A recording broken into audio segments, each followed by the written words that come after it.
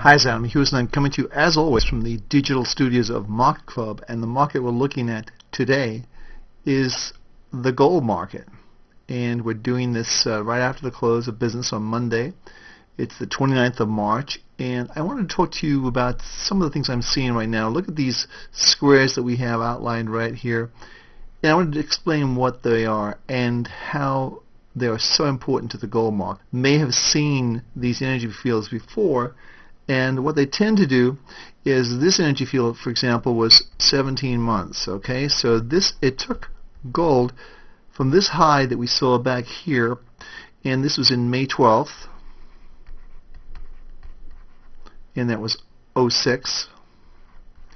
It took the market basically 17 months before it came and made new highs, and as you can see, the run-up was very sharp. Very quickly it ran up, and then it went into this broad area that took another 18 months before we see the market have this another sharp run up to new highs, new all-time highs I should say.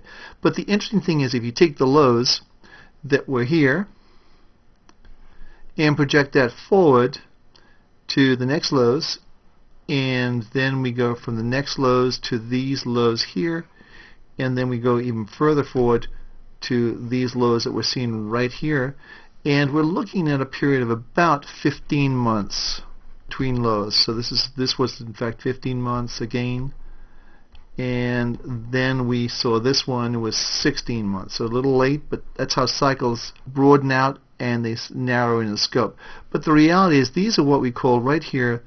This whole area. We call this an energy field. And this also, the reason we call them energy fields is because it takes a lot of effort for a market to go from making a high to going sideways to going higher. So making a high, going sideways, going higher. Making a high, going sideways. Now, if we're right, this low of 1050 should hold. But also this high of 1226, I believe, or 1221, somewhere around that level, that should also hold for the next 12 months. So we should expect to see probably a very broad trading range, another energy field building, probably to go higher.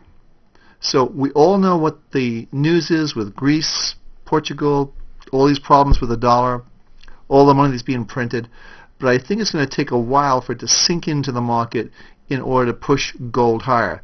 The symbol is right here for gold, on spot gold. This is on Market Club.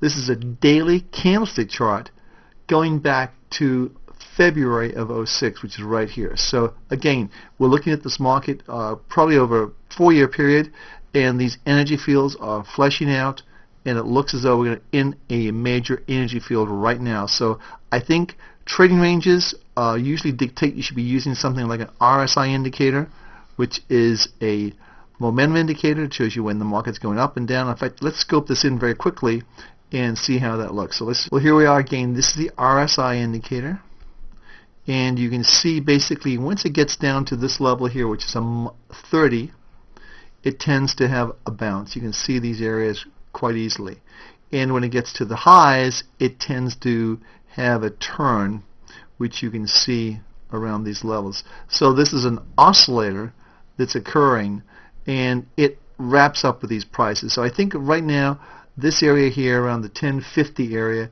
is going to be an important 16 or 15 month low, and we're going to see the market just sort of jazz around. So if you're just simply going to draw a line through the middle, you can see how this market oscillates, and we're probably going to have another move up maybe to 1140, 1150, maybe even get up to 1160.